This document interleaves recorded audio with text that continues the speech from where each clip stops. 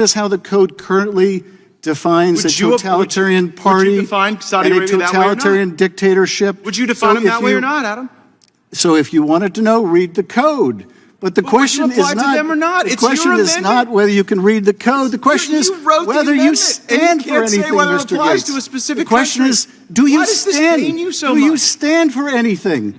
Does anything you say mean anything to you? I merely am seeking your own ability to define your own amendment. Are you really so soft on communism now, Mr. Gaetz? I am shocked. Soft on communism? You're soft on definitions within your own bill. You would prosecute. Soft on the basics of the English language. Soft on the interpretation statutes, mechanisms by which a Border Patrol agent would have to apply this. You know what? A Border Patrol agent isn't going to have this. Mercifully, the gentleman is out of time. Mercifully, the gentleman is out of time. Out of time. Okay. Woo. Should we have unanimous consent to continue? No, everybody's out of time. Everybody's out of time. Does anyone seek recognition? Yields back the gentleman from Texas. Oh boy, what a video we have for y'all today. It's gonna get a little spicy since the Trump Attorney General is trending right now. But before we get into it, y'all know what we say loud and proud on the channel. Loud and proud. Them beautiful patriots around the world, my brothers and sisters, they always say this. Hands behind your back. On the ground. For a lot of them need to be held accountable, and they need to get hit with the on the ground. Walk backwards. You're coming with us. So a lot of them need to be held accountable, y'all. They ought to be ashamed of themselves. They ought to be ashamed of themselves. What them patriots say, release the list. What happened over here? What happened over there? What happened to the 300,000 kids at the border? What happened? Why is all our time and dollars being wasted? Why do we the people come last? Why is it not safe? Boy, people got a lot of questions, man. And people like Adam Shift. Oh man, you just can't make this stuff up, man. You just can't, y'all. But make sure y'all hit that like button before we get into the video. Subscribe to the channel if you're new here. And again, please be respectful in the comment section. You know, it's a late. I know it get a little hot and spicy in there. But please, all I ask that you guys be kind and respectful in the comment section. Respect one another, man. Because I know this gets a little hot, you know. But this is one of the reasons why I feel like also nothing ever gets accomplished, you know. Just a bunch of overpaid brats, and a lot of time has been wasted, a lot of dead cells floating around, you know. Anyways, let's get into it. Who seeks recognition? Gentleman from California seeks recognition. Mr. Chairman, I have an amendment at the desk. The clerk will report the amendment. Reserve a point of order. Point of order is reserved. Mr. McClintock. Amendment to the amendment in the nature of a substitute offered by Mr. McClintock, offered by Without Mr. objection, Schiff. the amendment will be considered as read, and the gentleman is recognized to explain his amendment. Thank you, Mr. Chairman. This amendment is simple. It would exempt individuals fleeing communist and totalitarian regimes from Section 104. We should exempt people fleeing communist and totalitarian dictatorships from this legislation and allow them to apply for asylum as our laws were intended. The underlying bill would bar individuals who cross the border between ports of entry from seeking asylum. This means individuals would be forced to wait in Mexico to cross the border and be processed. That would make people fleeing communist and totalitarian regimes sitting ducks for the cartels for exploitation, abuse, kidnapping, or murder. We have seen what happens when people are forced to wait in Mexico for too long. Under the Remain in Mexico program, there were over 1,500 publicly reported cases of murder, rape, torture, kidnapping, and other violent assaults against migrants returned under the Remain in Mexico program. In fact, just last month, we saw what happens when vulnerable migrants are put at risk, when migrants in an immigration center in Ciudad Juarez were left to be burned alive. This is not the fate we want for anyone. and we don't want people fleeing totalitarian dictatorships like people fleeing Venezuela or Cuba or Nicaragua or Russia or China or Vietnam or elsewhere to have to face those kind of dangers. There was a time when my colleagues on the other side of the aisle claimed to oppose communism and totalitarian dictatorships and welcomed people fleeing those horrible regimes. The underlying bill suggests otherwise. I urge my colleagues to join in this amendment so that those fleeing asylum are not put at those fleeing persecution by these communist regimes are not put at additional risk by having to wait for long periods of time in dangerous places before they can lawfully apply for asylum. Will the gentleman yield for a question? With that, Mr. Chairman, I'll yield back. Will you yield for the clarifying question? You can seek your own recognition. I'm going to yield back to the chair. Gentleman yields back. Does the gentleman seek recognition? I guess so. The point of order is withdrawn, and Mr. Gaetz is recognized. Thank you. I yield to the sponsor. If the sponsor would be willing to engage in a colloquy with me, would you consider the Kingdom of Saudi Arabia to be a totalitarian dictatorship? Mr. Gaetz, I give the same answer that Representative Lofgren gave before. These are not new terms of art. These are the terms used in current law. And so we are merely applying current law to protect people, and in particular, in this case, those that are fleeing communist dictatorships.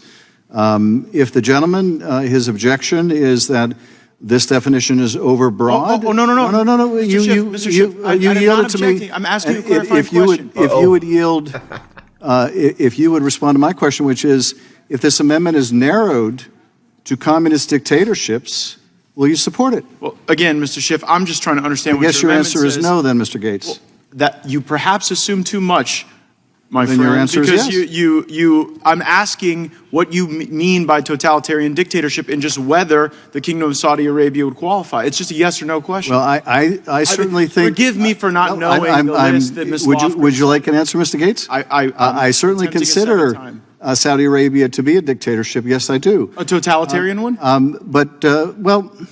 Mr. Gaetz, my question is, if your problem with this amendment is you think it's Mr. overbroad. Schiff, I'm not stating a problem with the amendment. I am merely asking you what it means. My question then, Mr. Gaetz, is will what you is the support difference it? between a dictatorship and a totalitarian dictatorship? My question. Since Saudi Arabia is a dictatorship. There is a difference between totalitarianism and dictatorship. Well, sure, I'm asking you to explain the differences of the Kingdom of Saudi Arabia. That's really the question, Mr. Gaetz. Why can't you just answer whether or not your amendment would apply to them? Mr. Gaetz, this is just a rhetorical exercise. It's a serious effort to understand whether or not your amendment applies to the kingdom. If your question is sincere, which I know assumes too much, but if it is, then will you support the amendment confined to communist dictatorships? Yes or no, Mr. Gaetz? I'm probably not going to support the amendment either way. That doesn't there you go. I don't want to know what it means. Then what about all the rhetoric you constantly espouse about standing up to communism? Here you're saying someone fleeing communism, if they're interdicted between ports, then they will not qualify. Right, doesn't matter what kind of regime. There is a mechanism by which one seeks asylum for those very reasons, and it's not showing up and creating an entire loophole in the asylum So this whole thing about Saudi Arabia is just a red herring, right? I'm just curious to know whether or not you consider them qualifying under the bill. Your curiosity, and I would burned 2.5 minutes. Consistency. Mr. Schiff, people on the border don't get to have a debate like this, like you and I do. It's not your time, Mr. Schiff. I'm reclaiming my time. Mr. Gaetz has the time. Mr. Gaetz has the time. You do. Mr. Gaetz has the time. Look, on the border, someone doesn't get to have this joyful little colloquy with you. A Border Patrol agent has to look at someone and assess whether or not they're going to let them in or not. And I'm just, for clarity, even though I'm not going to support your amendment, I'm going to support the bill. In the unlikely event that your amendment were to be adopted, I simply want to know if someone encounters someone from the Kingdom of Saudi Arabia, whether or not the exception that your amendment affords would allow that or not. Well, as I said, I'm using the existing definition, Mr. Gaetz. My question to you is, will you live up to your anti-communist rhetoric? Will you live up to your anti-communist rhetoric, or is it just a lot of talk from you, Mr. Gaetz? I don't think you have to blow a hole through the asylum system to oppose communism. I guess it's just a lot of talk with you. Nothing more than a lot of empty talk. I just want to know if the Kingdom of Saudi Arabia is included or excluded. How is this so difficult for you? Well, Do you have any compassion for the people who would have to make this assessment on the border? I just want to know. Would you care for me to read the code section to you? Gladly. The existence of a single political party organized on a dictatorial basis with so close an identity between such party and its policies and the government policies of the country in which it exists, and the party and the government constitute an indistinguishable unit, and the forcible suppression of opposition to such party. That is how the code currently defines a totalitarian party would you define Saudi and a Arabia that way or not? totalitarian dictatorship. Would you define them that way or not, Adam? So if you wanted to know, read the code. But the question is apply to not, them or not? the It's question your is amendment. not whether you can read the code. The question is You wrote the whether you amendment, stand and you for can't say anything, whether it Mr. applies Gaetz. to a specific The question country. is, do you Why does this stand? pain you so do you much? stand for anything? Does anything you say mean anything to you? I merely am seeking your Are own you ability really to define so your own soft? amendment. Are you really so soft on communism now, Mr. Gaetz? I am shocked. Soft on communism. So You're soft on And definitions you would within your accept- own bill. You would prosecute. Soft on the basics of you the would English prosecute language. Soft and on the deny interpretation asylum statute to someone mechanisms fleeing by which a Border communism Patrol agent would merely have to apply because this. they won't. You know what? A wait Border for Patrol Mexico agent to isn't going to be have this. Mercifully, the minimized. gentleman is out of time. Mercifully, the gentleman is out of time. Okay. Woo. Should we have unanimous consent to No, continue? no, everybody's out of time. Everybody's out of time. Does anyone seek recognition? Yields back. The gentleman from Texas is recognized. Thank you, Mr. Chairman. So this markup, it's about Hunter Biden.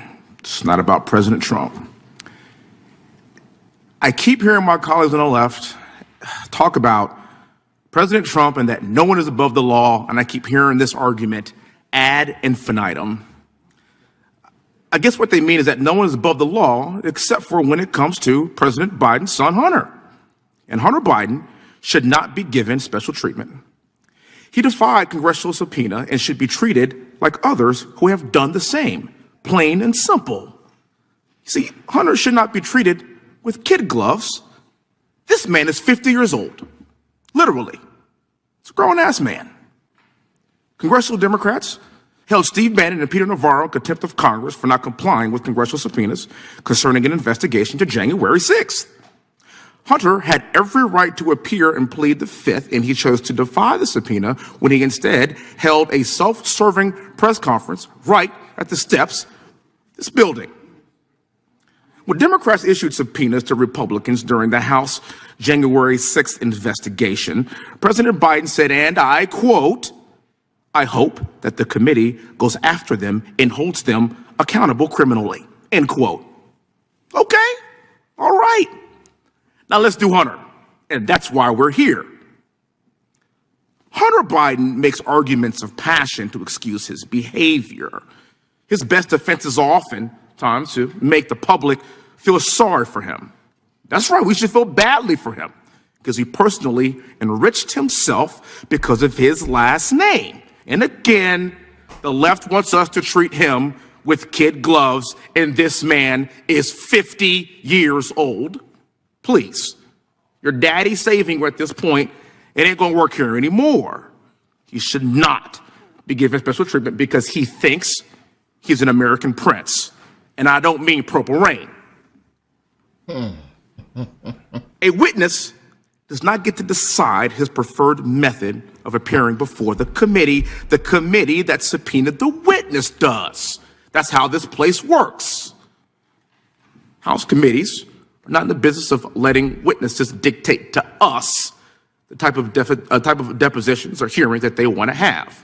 This is not a kangaroo court like President Trump is seeing in the New York trial. It's up to the committees to determine the best methods that will further their investigation. And rather that be through deposition, transcribed interview, or public hearing. This is our job to do that. And Hunter Biden does not get to dictate that to us. And with that, I yield back the rest of my time. Thank you, Mr. Chairman. The gentleman will yield. I appreciate the gentleman yielding.